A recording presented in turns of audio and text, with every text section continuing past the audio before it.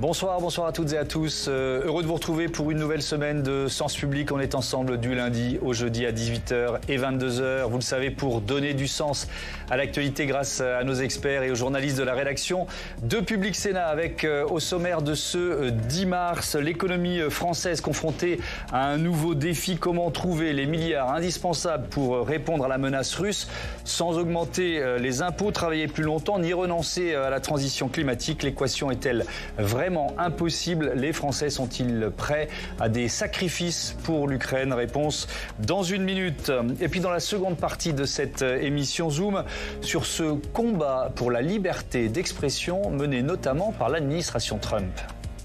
En Grande-Bretagne et dans toute l'Europe, la liberté d'expression est en recul, je le crains.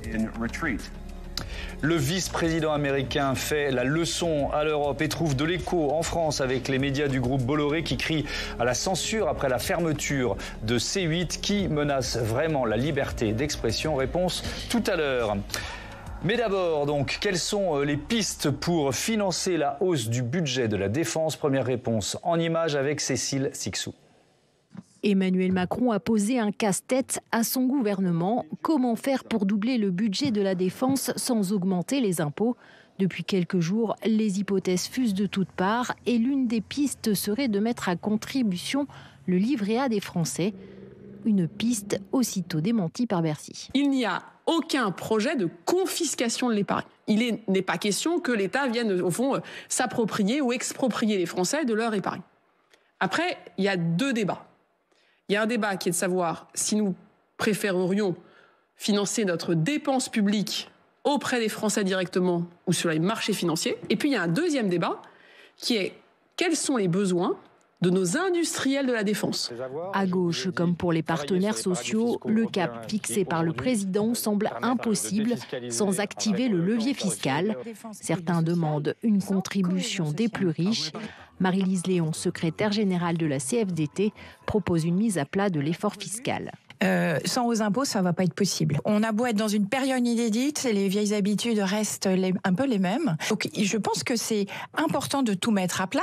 C'est aussi quels efforts peuvent être demandés à chacun et chacune, mais aussi aux entreprises. L'autre option avancée serait de trouver des économies, et notamment dans le pacte social, des fonds qui pourraient être dépensés pour les besoins militaires. Moi, je suis persuadée qu'il faut quand même revoir, et hors Ukraine, hors dépenses de l'armée, il faut revoir un certain nombre d'économies. On est tout à fait persuadé qu'on peut en faire. Donc, on n'a pas été assez loin dans la recherche d'économies dans le cadre du budget, parce qu'on était un peu pressé par le temps. Les regards se tournent désormais vers la réunion du 20 mars prochain. À cette date, le ministre de l'économie, Éric Lombard, et celui des armées, Sébastien Lecornu, réuniront banques, assurances et fonds d'investissement pour avancer rapidement sur le financement du réarmement.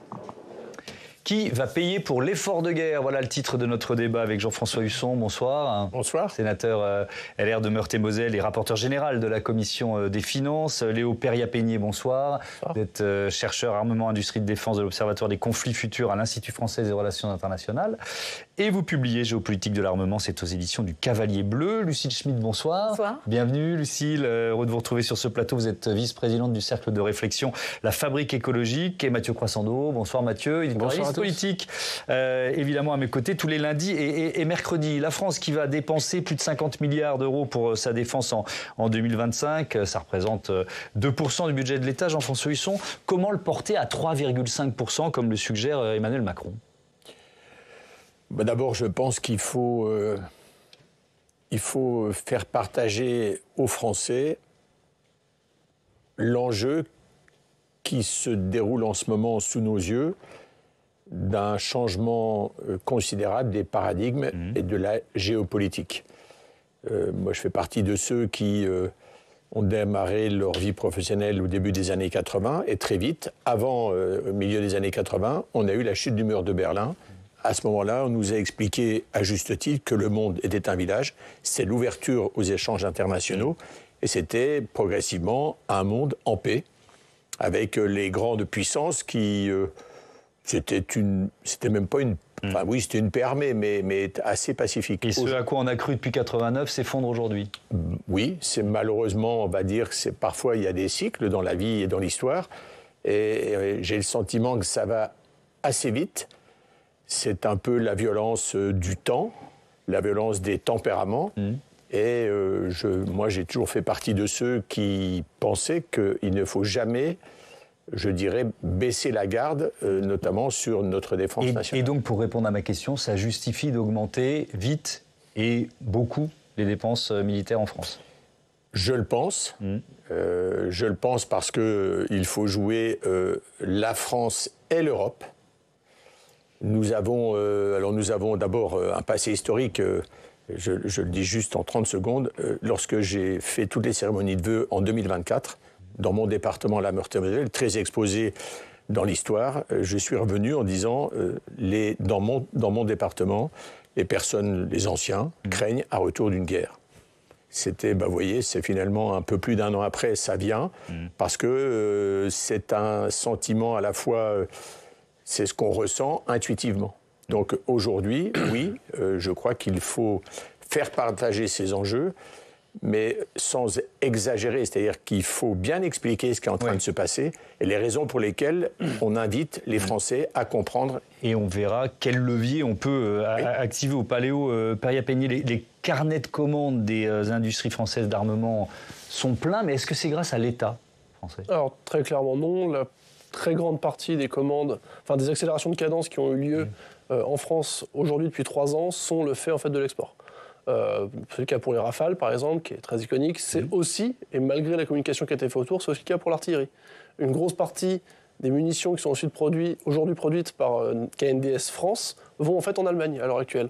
Et pas du tout au ministère des Armées français, qui, in fine, a fait des commandes qui étaient prévues depuis le plus souvent la loi de programmation militaire de 2019, et qui a surtout procédé à des accélérations de commandes en intimant aux industriels de livrer en 2 ans ce qu'ils devaient par exemple livrer en 5, sans forcément prévoir de commandes derrière. Donc on nous demande. Ça c'est l'enjeu des prochaines semaines. Si on veut accélérer effectivement cet effort de défense, il faut des commandes fermes pour l'industrie française. Il faut donner aux industriels la visibilité sur leur outil de production pour qu'ils puissent investir sans avoir peur d'investir à perte et tout simplement pour pouvoir emprunter pour investir auprès d'une industrie financière qui est assez peu encline à prêter à la défense depuis quelques années. Oui. Avec Lucille Schmitt, une question d'acceptabilité ou de compréhension par la France, par la société française. Ce sentiment peut-être qu'une priorité chasse l'autre en ce moment. Vous avez ce sentiment-là ? Oui, et puis par rapport à ce que disait Jean-François Husson, ce que je trouve intéressant, c'est effectivement l'accélération. C'est-à-dire qu'on sait qu'on est en guerre, enfin que l'Ukraine est en guerre depuis 2022. Et puis là, avec l'arrivée de Donald Trump au pouvoir, brusquement, on se retrouve nous-mêmes dans une situation d'être en guerre avec une temporalité qu'on ne maîtrise pas. Et donc l'une des difficultés par rapport aux annonces d'Emmanuel Macron, c'est aussi que si on veut faire monter le budget de la défense, ça ne va pas se faire d'un coup de baguette magique. Et nous sommes tellement soumis à des cycles, une espèce de réactivité ultra erratique, que faire comprendre aux Français qu'il y a peut-être à réarmer, on en discutera peut-être sur le fond, mais en tout cas, sans doute à faire un effort de défense plus conséquent très rapidement, alors que ça va prendre du temps et que par ailleurs on se demande si, en termes de temporalité, la guerre en Ukraine, elle ne va pas évoluer aussi beaucoup plus vite que notre budget de la défense, ça pose des problèmes de réalité. C'est-à-dire que pour les Français, quand on sort de l'idée qu'on a un déficit budgétaire à 6,1 et qu'il faut à tout prix se serrer la ceinture et que tout doit tourner autour de la réduction budgétaire, faire comprendre une augmentation budgétaire, c'est compliqué. Et c'est compliqué aussi de faire comprendre en quoi ça peut coïncider avec l'efficacité de notre armée. Ouais. Je voudrais juste ajouter une toute petite chose, c'est que réfléchir européen n'est pas réfléchir seulement français, comme vous venez de le dire, et que du coup, il y a un enjeu sur la doctrine, il y a un enjeu sur la stratégie, et il y a un enjeu sur l'effort partagé. C'est-à-dire que je crois que les Français peuvent accepter qu'il y a un budget de la défense plus conséquent s'ils ont le sentiment que l'effort est partagé avec d'autres pays européens. Alors, il y a certaines voix politiques qui sont hostiles, clairement, à cet effort de guerre. Par exemple, la sénatrice, en tout cas l'augmentation puissante des dépenses, la sénatrice communiste Cécile Cukierman, on l'écoute. Cette économie de guerre se fera aux dépens de la population. Porter le budget de la défense à 3,5 voire 5% en France comme en Europe serait une bombe sociale. Est-ce que vous craignez une bombe sociale, Jean-François Husson ? Non, je suis même un peu surpris de l'intervention qu'a faite à ce moment-là Cécile Cukierman. Je pense que les Français, le peuple français, voit bien, sent bien que l'ordonnancement, je le dis, historique, est en train d'être bousculé. Mais je le redis, je pense que c'est en train de bousculer vite en modifiant nos repères habituels. Et je pense qu'il faut toujours... Quels seraient les risques de ne pas le faire? Les risques de vraiment rapidement. Vous ne faites peur... Enfin, si vous n'êtes pas capable de montrer que vous réagissez à des menaces éventuelles et que vous vous dotez de moyens, que vous vous organisez, vous confirmez que vous êtes faible. Et à ce moment-là, je vais vous dire, plus personne ne s'arrête. C'est à la fois le fonctionnement humain, c'est un fonctionnement naturel, et il faut être très attentif. La première chose, c'est de toujours être lucide, et j'ai envie de dire, de montrer quelle est notre volonté. Et là, je le dis, et je suis assez d'accord avec ce que vous venez de dire. C'est pour ça que moi, ce qui me fait plaisir aujourd'hui, c'est de voir la France, la Grande-Bretagne et l'Allemagne être ensemble dans un pack qui est quand même, qui est donc pas un remake de l'histoire du XXe siècle. Alors il y a effectivement la question de la doctrine. Qui produit quoi, Léo Peria-Peña? Est-ce qu'il faut sortir du schéma actuel de l'armée française où on a, si j'ai bien compris, un peu de tout?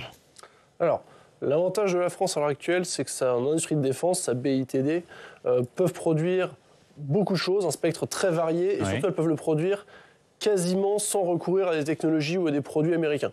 Ce qui aujourd'hui est un énorme avantage par rapport à beaucoup d'autres acteurs en Europe.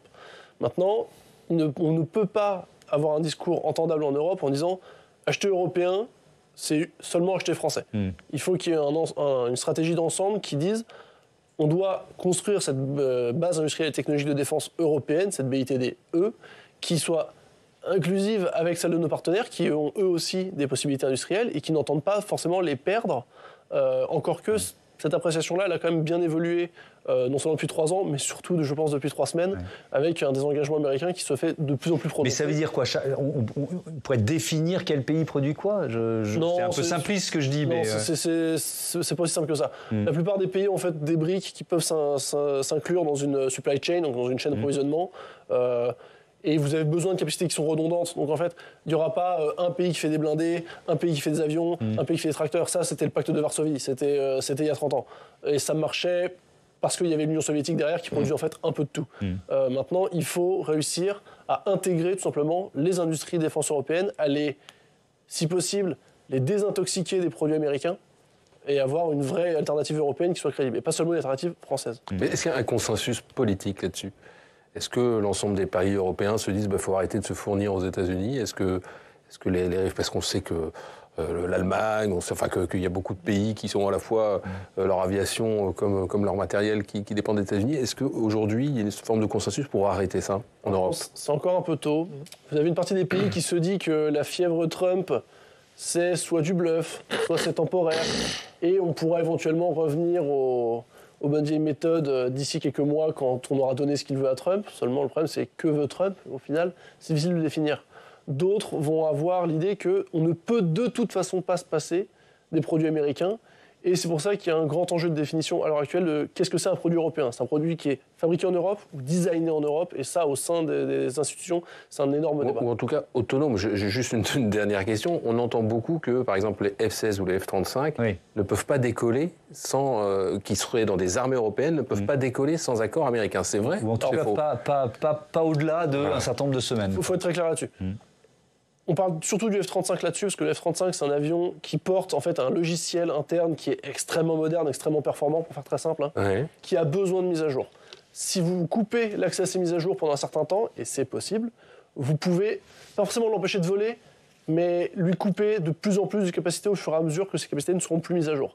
C'est moins le cas pour les F-16, encore que c'est partiellement le cas pour ce qui va être des capacités de l'avion. Aujourd'hui, les Américains... Donc au bout de quelques semaines, les Américains pourraient déposséder l'avion d'une partie de ses capacités. Un exemple très simple. Les F-16 ukrainiens ont été coupés des mises à jour de leur pod de guerre électronique. Ça paraît très technique, mais en fait, ça fait que ce pod-là, il n'est pas plus utilisable, mais il est de plus en plus vulnérable aux contre-mesures russes, tout simplement. D'accord, ok. C'est vraiment un changement de paradigme, d'état d'esprit. Lucie Schmitt, je reviens à ce que disait Cécile Cukierman qu'on a entendu tout à l'heure. Finalement, cette voix-là, elle n'est pas majoritaire dans le pays, en tout cas c'est pas mon sentiment, mais elle s'exprime. Et est-ce que vous trouvez logique qu'il y ait aussi une partie de l'opinion française qui dise mais on ne va pas dépenser des milliards pour une guerre qui n'arrivera peut-être pas, quoi. Vous voyez ce que je veux dire? Moi, je trouve que effectivement, ce que disait la sénatrice Cukierman est intéressant parce que moi, je ne partage pas ce qu'elle a dit, mais je pense qu'elle nous invite à penser la guerre pas d'une manière exclusive. C'est-à-dire que la question de comment est-ce qu'on maintient un modèle social, la question de comment est-ce qu'on continue à lutter contre les inégalités. Vous faisiez en ouverture le petit couplet sur la transition climatique, parce que tout le monde le fait maintenant, mais tout le monde a déjà renoncé. C'est-à-dire que depuis qu'on parle de la guerre, on ne parle plus du tout d'écologie. Donc, en fait, moi, il se trouve que sur une autre chaîne, j'ai une émission qui parle que de ça, donc je ne me sens pas visé par tout le monde. Non, mais c'est pas grave. Je ne parlais pas de vous, en fait, mais je parlais du débat public. Ouais. Donc la question, c'est au fond, comment est-ce qu'on est dans un débat où on peut à la fois imaginer la possibilité de la guerre et en tout cas un pilier européen de l'OTAN, parce que en dehors de la question de la guerre, il y a la question du retrait américain qui a été évoquée. Et en fait, le retrait américain nous place dans une situation où il faut imaginer le pilier européen de l'OTAN qui a toujours été une sorte de mythe, ou en tout cas de fantasme, ou quelque chose qui n'existait pas face au pilier américain. Donc ce pilier européen qu'il faut imaginer, d'accord, mais en quoi est-ce que ça nous permet d'avoir toujours une pensée de l'avenir, un projet de société partagée, où la France reste la France, en termes sociaux, en termes écologiques, en termes économiques, et où elle ne passe pas son temps à se dire mais nous sommes en guerre, tout en n'étant pas encore en guerre, Dieu merci, et en se concentrant là-dessus. Lorsque le président Emmanuel Macron dit qu'il faut porter l'effort à 3,5% du PIB, c'est un débat assez ancien, c'est-à-dire que c'est un débat qui a été notamment porté par les Américains à l'OTAN. Ça devient un débat grand public à l'initiative d'Emmanuel Macron, qui fait d'ailleurs à cette occasion son retour sur la scène politique et qui retrouve des couleurs. Il ne faudrait pas... On ne va pas gommer cette dimension-là, je suis d'accord avec vous. Mais c'est une dimension... Mais est-ce qu'on a vraiment le choix? Non, mais je pense qu'on n'a pas le choix dans le fait de redonner à la question de la défense et à la question d'une guerre éventuelle une place centrale dans le débat public. Mais je ne vois pas pourquoi ça interdirait de dire que par ailleurs, il y a d'autres choses qui importent et que d'autres choses sont nécessaires pour imaginer l'avenir, parce qu'aujourd'hui, la catastrophe écologique est là. On a eu l'année la plus chaude du siècle depuis l'année dernière. On voit la biodiversité qui s'effondre. Enfin, tout ça passe au second plan, parce que d'une certaine manière, je vous écoutais là, le débat sur la défense est un débat passionnant, un débat plus qu'ancestral, millénaire, extrêmement technique, et sur laquelle la France est forte. C'est le deuxième exportateur d'armes au monde. Ceci dit, elles vont peu en Europe, comme vous le rappeliez, où c'est surtout les Américains qui vendent. Elles vont surtout dans le monde. Donc la France est très bonne là-dessus. Oui. Donc on peut le dire aussi. Donc cocorico, mais n'oublions pas que cocorico, ça ne veut pas dire qu'on ne fait pas attention à toute une série d'autres choses qui sont importantes. Et notamment, et on y vient avec vous Mathieu, la question de la réforme des retraites, puisque ce réarmement de la France inquiète les négociateurs de cette réforme. Bah oui, parce que comme vous, comme moi, ils ont écouté le président la semaine dernière, et aucun mot ne leur a échappé quand le président a dit, compte tenu de l'évolution des menaces, nous aurons à faire de nouveaux choix budgétaires. Quand il a dit pour cela il faudra des réformes, des choix, du courage, ça c'était la première salve. Et puis il a dit après, sur toutes nos politiques publiques, nous ne pouvons pas avoir les mêmes débats que naguère. Et il a ajouté qu'il avait demandé au Premier ministre d'inviter toutes les forces politiques, économiques et syndicales du pays à faire des propositions à l'aune de ce nouveau contexte. Et puis il a ajouté vraiment une dernière couche, histoire que tout le monde comprenne bien le message. Les solutions de demain ne pourront être les habitudes d'hier. Alors il ne visait pas explicitement dans son propos, en tout cas il n'a pas parlé explicitement des retraites, mais beaucoup quand même ont traduit entre les lignes. Et on le rappelle, les négociations, elles viennent tout juste de commencer. Oui, mais alors la question qui se pose, c'est pour combien de temps ? Aujourd'hui, le président du Conseil d'orientation des retraites, c'est quand même pas n'importe qui, a publié une note, qui s'appelle Gilbert 7, dans laquelle il explique que les discussions actuelles sur les retraites ne peuvent totalement ignorer le contexte international actuel, ce qui est un euphémisme, il n'a pas tout à fait tort, mais il va beaucoup plus loin, il dit, selon lui, l'entrée progressive, plus ou moins explicite dans une économie de guerre, rendra secondaire, sinon dérisoire, les débats sur l'âge d'ouverture des droits à la retraite à 64 ans, à tel point que la question ne viendra plutôt pour lui en ce domaine et parmi d'autres décisions à prendre, comment augmenter rapidement cet âge de départ au-delà des 64 ans décidés en 2023. Et comment réagissent les partenaires sociaux ? Le moins qu'on puisse dire, c'est qu'ils sont inquiets, et ce, même si le Premier ministre a tenté, le lendemain de l'allocution présidentielle, de dire que la priorité budgétaire accordée à la défense ne se ferait pas au détriment, j'allais dire, sans rien abandonner, a-t-il dit, du modèle social qui fait partie de l'identité française, a précisé François Bayrou. Mais on le voit bien, hein, aujourd'hui, la CGT ne veut rien entendre et commence à y voir un prétexte, après le Covid, après voilà, qu'on nous fait le coup de la guerre, c'est un peu ce qui les anime. Du côté de la CFDT, on ne nie pas cette nouvelle difficulté qui ajoute à une équation déjà complexe. C'est le signe quand même que tous ceux qui croyaient qu'on pourrait enterrer une bonne fois pour toutes la réforme Borne, en sont évidemment pour leurs frais. Jean-François Husson, est-ce que cette nouvelle donne géopolitique rend ce conclave, pour reprendre le terme employé par François Bayrou, cette réunion des partenaires sociaux sur les retraites, obsolète, tout simplement? Déjà, je trouve que le terme conclave est inapproprié. Après, il faut regarder les choses à la fois sereinement et froidement et définir des priorités. Si malheureusement, je dirais, ce qu'on appelle actuellement une économie de guerre doit se mettre en place, ça va certainement être la priorité numéro 1. Mais je vais vous dire ce que je pense au fond... Donc ça ne sert plus à rien de discuter? Non, mais bien sûr, sociaux. Il faut continuer à discuter de ce sujet comme d'autres. Oui. Mais le fait est les Français se l'approprieront moins. Et je pense qu'il faut redire aux Français ce qui est en train de se passer. J'ai noté modèle social. Je pense que le système, nos relations sociales et notre organisation aujourd'hui n'est plus, selon moi, un modèle. Et aujourd'hui, il faut dire la vérité aux Français. Nos systèmes, notamment de retraite, sont déséquilibrés depuis un certain temps. Donc, faisons des réformes, mais mettons tout sur la table. Le problème de la dernière réforme des retraites, c'est qu'elle est arrivée un peu par défaut dans un article du projet de loi de financement de la sécurité sociale. Il faut poser la question de la durée de vie, comment on s'occupe et comment on finance nos retraites et le grand âge, par exemple. Et puis, est-ce que... Mais pas travailler moins. Je pense que c'est... Non, mais je pense qu'il ne faut pas. On peut travailler moins dans une économie de guerre ? Je ne pense pas. Mais on a un problème. Le temps de travail, la productivité en France s'effondre depuis un certain temps. Donc, je ne connais pas un pays fort qui ne soit pas un pays qui travaille. Le travail peut aussi redonner aux Français et à notre pays une certaine fierté parce qu'il faut bien qu'on redresse la situation, nos comptes publics. Et moi, je pense que le moral et le mental est aussi important que, je dirais, les comptes. Ouais. Alors, sur ce thème, je vous propose d'écouter, je vous donne la parole tout de suite, Lucie Schmitt, mais l'ancien président François Hollande, qui était l'invité du grand jury RTL Public Sénat, Le Figaro, hier, il propose, alors il dit peut-être qu'il faut travailler plus longtemps, mais alors à ce moment-là, il faut aussi taxer les Français les plus favorisés. Donc c'est possible, à condition de faire des économies lorsqu'elles sont ça fait quelques dizaines de milliards. Voilà. Et c'est possible aussi, si le moment l'exigeait, en demandant une contribution aux plus favorisés. Parce que je ne vois pas comment... Vous n'écartez pas la fiscalité. Je ne vois pas comment il serait possible de dire à ceux qui veulent prendre une retraite, puisqu'il y a une négociation bientôt, en ce moment, de dire, vous savez, il va falloir travailler plus si on ne demande pas à ceux qui ont le plus de payer davantage. Votre avis, Lucie Schmitt, est-ce que ce débat, je pose la même question qu'au sénateur Husson, est-ce que ces négociations sur les retraites, elles ne sont pas finalement privées de leur sens avec la nouvelle donne internationale? Moi, je trouve ça très étonnant que le président du corps ait fait cette déclaration. Oui. Je pense qu'il est sorti de son rôle et qu'il n'a pas... on aurait dit qu'il voulait, d'une certaine manière, faire encore plus qu'Emmanuel Macron. Donc ça, c'est un problème. C'est pas son rôle.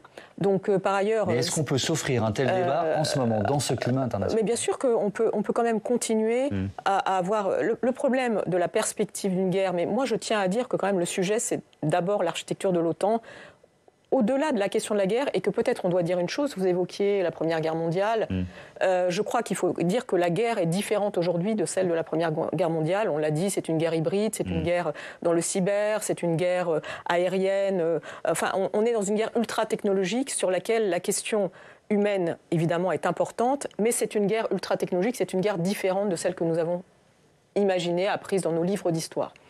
Ensuite, on ne voit pas pourquoi, sur cette question de la réforme des retraites, qui a quand même été un point essentiel, qui a permis au Premier ministre de rester jusqu'à présent Premier ministre, donc c'est un point essentiel sur notre équilibre politique, on ne voit pas très bien pourquoi il faudrait décider que tout s'arrête, aussi parce qu'Emmanuel Macron a prononcé une parole qui est 3,5% du PIB. Donc, au fond, on est quand même dans une vie démocratique, il faut continuer à négocier. Mais évidemment, s'il y a toutes ces petites phrases, la rupture des négociations est programmée. Il faut continuer à discuter, mais il faut faire en sorte que l'espace de la négociation soit un espace dans lequel on a le sentiment de la bonne foi. Ça me semble être un point important. Ensuite, je voudrais dire une chose sur cette réforme. C'est que pourquoi est-ce que cette réforme est contestée ? C'est pas parce que les Français n'ont rien envie de faire ou parce qu'ils ne sont pas travailleurs. Là, je voudrais là-dessus être assez ferme là-dessus. Le sujet, c'est plutôt qu'elle a donné le sentiment d'être très injuste, d'être au fond décidé contre la volonté démocratique et contre la volonté du peuple. Donc il y a un enjeu de méthode et puis évidemment il y a un enjeu de contenu. Et je rappellerai quand même que lorsqu'Emmanuel Macron, lors de son premier mandat, avait été élu, il était question de mettre à plat justement le système des retraites avec un système de retraite par points qui au fond garantissait le sentiment d'une universalité de la manière de prendre sa retraite. Ensuite, sur ce que dit François Hollande, il a raison, et ce qui est intéressant, c'est qu'on n'arrête pas de dire qu'il faut mettre à contribution les plus privilégiés, et puis rien ne se passe. Donc le sujet, c'est au fond qu'on arrête d'en parler, et puis qu'on le fasse. Bon, alors, allez, un mot de réponse là-dessus, faire contribuer les plus aisés s'il y a un effort de défense. D'abord, c'est ce qui se passe cette année. Enfin, il y a quand même une contribution exceptionnelle sur les hauts revenus, et puis on va regarder les choses assez sereinement. L'histoire nous montre qu'à chaque fois qu'il y a eu des conflits mondiaux et des guerres, les plus fortunés ont été mis davantage à contribution. Voilà ce que je constate pour l'instant. Je continue, moi, de dire que il faut vraiment prendre, je le redis, toute la mesure. C'est-à-dire qu'il ne faut pas parler trop vite. Le président de la République a parlé mercredi dernier. Tout le monde s'agite parce qu'aujourd'hui, on est une société où on veut communiquer à tout moment. Je pense qu'il faut garder son sang-froid et il faut regarder à la bonne échelle ce qui peut se passer.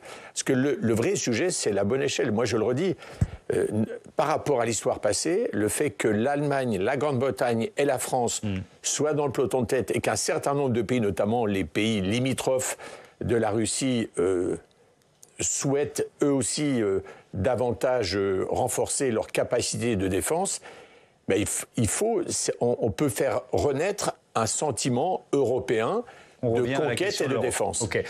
Léo Perrier-Pagny, sur ce que cette guerre en Ukraine change de la défense française, de la structure de l'armée française, mais même peut-être aussi des autres pays. Par exemple, sur les stocks, quelle était la logique française depuis des années et est-ce qu'elle doit changer ? Est-ce qu'on a des stocks d'armes suffisants ? Grâce à des gens qu'on entend beaucoup ces temps-ci, comme Monsieur le ministre Hervé Morin, non. Ce sont des éléments qui ont été complètement coupés. Donc on a décidé de ne plus avoir de stock. La réforme de 2008, il a fait beaucoup de mal. Ça coûte. La réforme Sarkozy des armées a fait énormément de mal. Et on est en train de courir après des choses que nous maîtrisions il y a 30 ans, j'étais à peine né. Parce que c'est trop cher d'avoir des stocks ? Non, parce qu'on n'y voyait pas l'utilité. On estimait que la paix était là, Non, je relis les livres blancs de cette époque. Il n'y a pas de perspective de guerre en intensité. De la France, on ne se connaît pas d'adversaire sur le continent européen. Donc pas besoin d'avoir des stocks. Sachant qu'on était déjà en 2008 quand même. La Russie avait déjà fait ce qu'elle a fait à la Géorgie. Donc, et les pays de l'Est, les pays de l'Europe centrale étaient déjà assez alertes sur la question. Mais nous avons décidé que nous n'avions pas d'ennemis. Donc l'ennemi, on a décidé autrement apparemment. Mais nous en sommes là. Donc nous sommes en train de courir après des choses que nous avons passé 20 ans à détruire. Rappelons quand même que l'armée française, avant la chute du mur, c'est plus de 4% du PIB. Pour une armée qui avait elle-même déjà ses faiblesses, qui n'était pas sans défaut. Aujourd'hui, avec 2%, les Polonais, eux, veulent monter à 4,7% de leur PIB, avec une armée au moins terrestre qui serait plus que sérieuse, dirons-nous.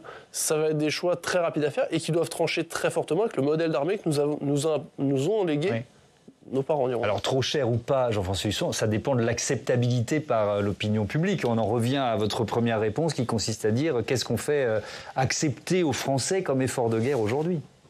Oui, et puis De quelle manière on finance a été évoqué. Alors un effort européen à hauteur de 800 milliards d'euros a été évoqué en France. Alors un livret défense, d'ailleurs on a ici voté il y a quelques mois en faveur de ce livret, parce que ce risque de guerre, ça fait quand même un certain temps que notamment nos armées nous alertent. Il faut être tout à fait clair, c'est également le problème de la marine et de beaucoup de nos matériels. Aujourd'hui, il y a une forme de vieillissement un peu avancé de nos matériels et donc de nos armées. Et pour être performant, on a besoin de savoir-faire, d'avoir les méthodes les plus modernes, mais il nous faut aussi du matériel. Donc il faut être attentif. Et puis on a peut-être, moi je milite, mais depuis un certain temps d'ailleurs, là aussi pour casser le modèle qu'on fait rentrer dans les logiciels, mais auquel je n'adhère pas complètement. Je pense que peut-être un grand emprunt national, un emprunt d'État, pourquoi pas, puisque ça permettrait, de mobiliser de l'épargne, qui est quand même le fruit d'une épargne des Français, qui retrouverait peut-être là, si les Français le souhaitaient, de dire « je sais où va mon argent ». On y revient dans un instant, Mathieu. On a surtout besoin de constance. Parce qu'il faut rappeler que la situation actuelle, on la doit à des engagements qui n'ont pas été tenus. Quand Jacques Chirac engage la professionnalisation des armées, il parle d'une armée de 450 000 soldats. On n'est pas à la moitié. Il parle d'un deuxième porte-avions. On ne l'a jamais vu venir. Tous les budgets de la défense ont été successivement rognés jusqu'en 2017. Donc il faut le souligner, l'effort de rattrapage qu'on fait depuis 2017, il ne fait qu'éponger, corriger tous les errements et toutes les absences de budget. Oui, mais est-ce qu'il y avait des voies politiques pour dire maintenons un tel effort de défense dans un contexte comme ça ? Il y en avait, mais elles étaient peu entendues et minoritaires. Et puis ce qui est intéressant dans ce que vous rappeliez, c'est que l'armée, autrefois appelée la Grande Muette, est très loyale. C'est-à-dire qu'il y avait un sentiment dès la fin des années 2000 sur le fait qu'il y avait sans doute des inepties en fait, qui étaient portées en termes de doctrine, et ça n'a pas été dit par les militaires. C'est-à-dire qu'il y a aussi un sujet ou en tout cas ça a été dit d'une manière trop épisodique ou en retrait. Donc il y a une question. Moi je voulais dire par rapport à la question de l'opinion publique, qu'effectivement, ce qui serait intéressant, et là je rejoins ce que vous dites, Jean-François Husson, c'est que le débat du financement puisse être présenté comme un débat de choix national. C'est-à-dire que dire « Ah oui, on va prendre le livret A », moi je suis désolée, mais je pense que ça ne va pas. Alors attendez, là-dessus, je vous propose... Non, mais je vous redonne la parole tout de suite. Juste, j'apporte un élément sur la question de l'épargne des Français. C'est la réaction de David Lisnard, le maire LR de Cannes, président de l'Association des maires de France, qui était sur France 2 ce matin. Je pense qu'il est un peu du même avis que vous. On l'écoute. On sait bien que Bercy, depuis des années, lorgne sur l'épargne des Français. L'épargne, c'est un argent qui a déjà payé l'impôt et c'est la propriété, donc c'est la liberté. Il y a des principes derrière tout cela. Deuxième élément, le livret A aujourd'hui, il va essentiellement au financement du logement social. Ceux qui disent ça doivent arrêter les hypocrisies. Remettent-ils en cause le modèle de financement du logement social? Mais s'il faut surtout, c'est que l'économie française soit rentable. Si on n'a pas une rentabilité, si on n'a pas un foncier disponible pour les entreprises, y compris d'armement, si on n'a pas une fiscalité qui est revue et une fiscalité de la production qui est revue à la baisse, on n'y arrivera pas. Si c'est rentable, l'épargne, elle ira naturellement vers la rentabilité. Lucile Schmitt, cette histoire de livret A, est-ce qu'on n'agite pas une solution que personne ne veut vraiment mettre? C'est autre chose qu'un emprunt défense ou un emprunt national, c'est pas du tout la même chose. Quand on est, comme on vient de le dire, dans un changement de paradigme total, avec cette perspective de guerre, l'idée de faire un emprunt national, je trouve ça plutôt une idée très bonne, parce que ça donne la mesure du débat public et de l'urgence. Et puis, je pense qu'il est temps aussi que d'une certaine manière, le débat sur l'argent soit un débat qui ne vienne plus seulement d'en haut. C'est-à-dire que quand vous rappeliez qu'Ursula von der Leyen propose de mettre 800 milliards d'euros sur la table, personne ne comprend très bien de quoi il retourne. C'est-à-dire que les questions de défense ne sont pas des questions qui relèvent de l'Union européenne. Ça a été rappelé par M. Husson. Le sujet, c'est l'Allemagne, le Royaume-Uni qui ne fait plus partie de l'Union européenne, la France, la Pologne. Enfin, on est dans une situation intergouvernementale. Et donc, tous ces espèces de milliards magiques qui sont agités régulièrement. On a dit il y a 3 semaines la même chose sur l'intelligence artificielle. Ça commence à suffire. Et donc faire redescendre les choses au niveau d'un débat national où en fait un sou devienne un sou et on réalise ce que ça permet de financer en termes de matériel, mais aussi de doctrine et de stratégie. Je pense que c'est ça le sujet. Au fond, comment la doctrine française, je reviens là-dessus, peut s'adapter à cette situation, c'est un point essentiel aussi. Et alors, l'une des thématiques qui revient à l'ordre du jour en France, mais pas seulement, c'est la question du service militaire. On en parle tout de suite avec Quentin Calmet. Bonsoir Quentin. Bonsoir Thomas. Est-ce que c'est envisageable un retour du service militaire en France ? Très concrètement, la réponse c'est non. Bon. Pas question de Merci, fin de chronique. Voilà, c'est ça. Non, pas question de voir revenir le service militaire abandonné en 1997. Cela n'aurait aucun intérêt militaire, a dit Sébastien Lecornu, ministre de la Défense. Plusieurs pays européens qui avaient abandonné la conscription obligatoire ces dernières décennies envisagent de la voir revenir. C'est le cas en Allemagne. Le nouveau chancelier Friedrich Merz, que l'on voit ici avec les lunettes, il a parlé d'un besoin d'effectifs beaucoup plus important. Certains dans sa majorité parle même de faire revenir ce service militaire obligatoire dès 2025. Même chose en Belgique, qui avait pourtant supprimé ce service militaire obligatoire en 1992. Mais alors là aussi, Sébastien Lecornu a répondu, c'était sur France Inter, écoutez. Pourquoi aussi l'Allemagne et Boris Pistorius, mon homologue, met ce débat sur la table, c'est qu'ils ne sont pas une puissance nucléaire. Et que donc, un des moyens de faire une espèce de dissuasion conventionnelle, c'est de mobiliser des millions de jeunes gens pour se dire, s'il y avait une agression, on serait capable de la traiter. Nous, on a un modèle d'armée, d'emploi professionnel avec une dissuasion nucléaire. Et Sébastien Lecornu qui parle aussi, je le cite, d'accélérer sur le durcissement de nos réserves militaires. De quoi parle-t-on ? Voilà, pour lui, c'est ça le vrai sujet. D'ailleurs, le chef de l'État avait eu ces mots lors de l'allocution solennelle de la semaine dernière. La patrie a besoin de vous et de votre engagement. L'idée est de muscler 2 types de réserves militaires. La réserve opérationnelle, qui compte aujourd'hui 44 000 personnes volontaires, qui aide les 200 000 militaires de métier sur le terrain, plus 40 000 réservistes de la gendarmerie et de la police nationale. Autre type de réserve, la réserve citoyenne de défense et de sécurité qui compte 4000 civils dotés de compétences utiles à la défense, comme par exemple des ingénieurs informaticiens par exemple.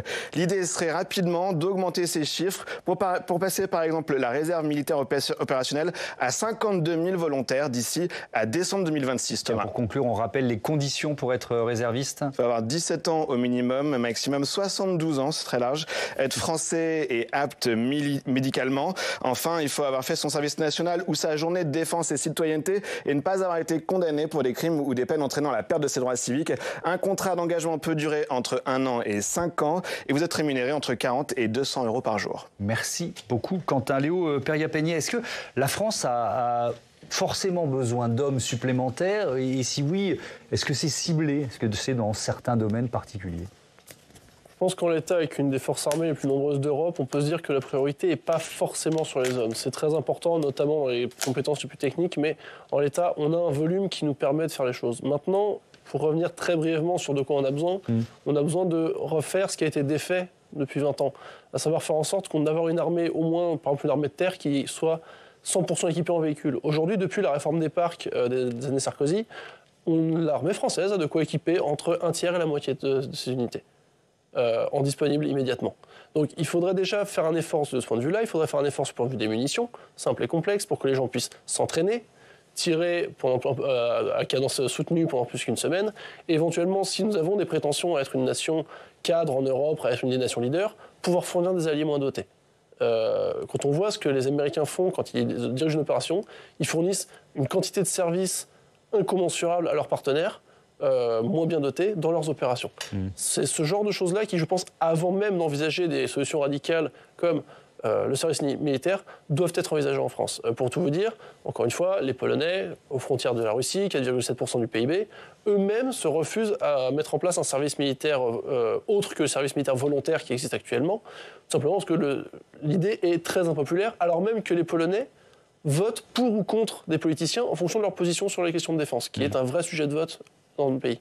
Jean-François Husson, est-ce que c'est aussi une proposition ? Alors nous, on y consacre un peu de temps parce qu'évidemment, tout le monde se pose la question, mais c'est comme le livret A. Je pense qu'il n'y a pas vraiment de volonté d'aller confisquer l'épargne des Français. Est-ce qu'il y a une volonté politique de recréer le service militaire ?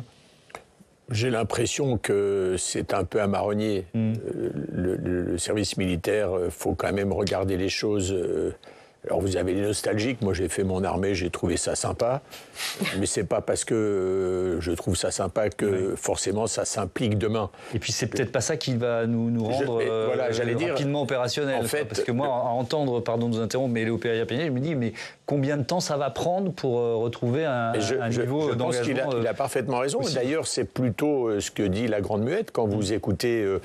le commandement militaire, c'est souvent les capacités de munitions, de matériel. C'est pour ça que je dis, ça fait moins de 8 jours que le président de la République a fait son allocution.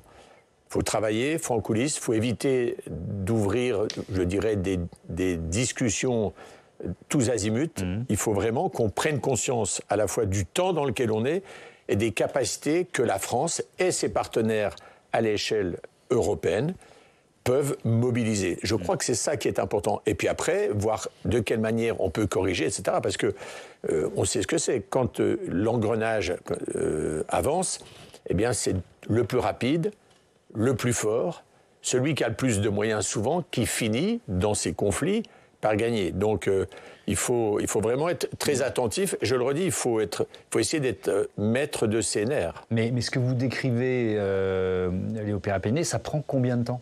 Pour retrouver un niveau opérationnel qui était celui d'il y a, je sais pas, 20 ans. L'idée, c'est pas de faire comme on faisait avant. Non, avec une doctrine qui peut être différente. Il faut simplement réussir à avoir une doctrine qui est cohérente. Qui est notre adversaire aujourd'hui ? Qui est l'adversaire existentiel pour l'Europe, la France, notre région, notre avenir en tant que Français ? C'est la Russie. Donc il nous faut de quoi faire face à une potentielle agression russe sur un de nos partenaires qui nous engagerait. À partir de là... Mais entre là où on en est aujourd'hui et la capacité de le faire. Si les commandes avaient été faites il y a 3 ans, on serait déjà plus près de l'objectif qu'on l'est aujourd'hui, malheureusement. Et c'est aussi pour ça que tout le monde est un peu dubitatif dans le milieu de la défense et de l'industrie de défense, face aux grands discours, aux grands tweets, aux grands sommets qui ont lieu depuis 2-3 semaines. Parce que tout le monde dit, très bien, ça fait 3 ans que nous sommes en guerre. Enfin, que c'est 3 ans que la guerre est en Europe. Et ça fait 3 ans que certaines choses bougent, mais trop peu, trop lentement, et sur beaucoup trop de communication. Alors, il y a de l'argent potentiellement disponible, mais qui pose quand même pas mal de questions. Ce sont les avoirs russes, 200 milliards d'avoirs russes saisis, gelés depuis le début de la guerre. Faut-il les utiliser au plus vite ? On écoute les réticences du député Renaissance, Sylvain Maillard. Nous, ce que l'on dit, c'est attention sur une idée qui paraît excellente, c'est-à-dire de récupérer cet argent, de ne pas créer un précédent qui nous mettrait en difficulté dans les années qui viennent. Nous, on pense que, évidemment, il faut récupérer les intérêts, c'est ce que nous faisons de cet argent. Pourquoi pas, et d'ailleurs, c'est ce dont on a parlé en réunion de groupe, regardez si on peut garantir cet argent, donc qui est sous séquestre, pour en faire un emprunt et pour trouver les financements disponibles. Et puis on verra au moment qu'on souhaite tous, c'est-à-dire l'issue de cette guerre, comment les uns et les autres financent et la guerre et la reconstruction. Alors ça semble facile, 200 milliards disponibles, on les prend tout de suite, Lucille Schmitt. Oui, moi ce que je trouve, c'est que la position de Sylvain Maillard peut être raisonnable, peut-être quand... mais par rapport au débat qu'on vient d'avoir, elle me semble absolument impossible à défendre devant l'opinion publique. Donc il va falloir qu'il ait un autre discours politique pour justifier le fait de garder ces 200 milliards tranquillement parce que, je sais pas, il faut ménager les Russes. Donc c'est un problème. Et donc, moi, j'ai pas à faire de préconisation précise, mais en tout cas, je trouve que là, il avait l'air très mal à l'aise et que si ça commence comme ça, c'est mal parti. Et je voudrais dire une chose par rapport à notre débat, c'est qu'à partir du moment, comme vous venez de le dire, où on reconnaît l'adversaire, le sujet, c'est aussi d'évaluer les forces et les faiblesses de l'adversaire. Et moi, je trouve qu'aujourd'hui, dans le débat sur la guerre, il y a peu de choses qui sont dites sur la Russie. On voit les errements de Trump. Mais au fond, où en est la Russie ? Combien exactement est-ce qu'elle a perdu de centaines de milliers de personnes ? Comment est-ce que ça se passe en termes de doctrine, en termes d'état de l'armement ? On sait très bien que, par exemple, les exportations de la Russie ont chuté depuis le début des années 2020 parce qu'au fond, elle n'a pas les moyens de mener à la fois la guerre et d'exporter. Donc, cette question d'évaluation de la menace me semble aussi un point essentiel. Allez, un mot de conclusion. Il reste 30 secondes sur les avoirs russes, là.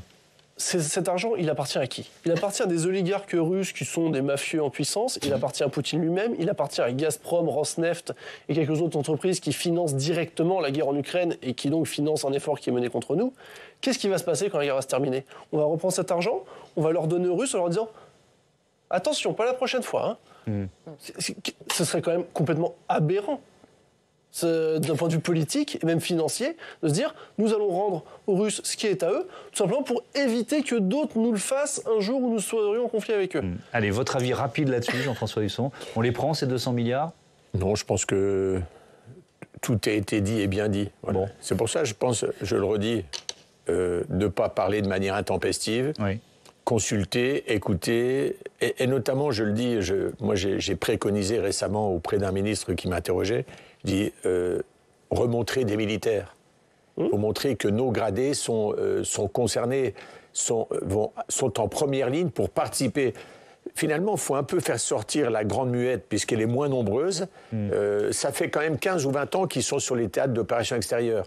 La guerre, ils la pratiquent beaucoup plus au quotidien, alors pour le coup qu'à l'époque où je faisais moi mon service militaire. Merci beaucoup, merci à tous. Je rappelle, Léo Perriat-Peigné, le titre de votre livre Géopolitique de l'armement aux éditions du Cavalier Bleu. À très bientôt sur le plateau de Public Sénat.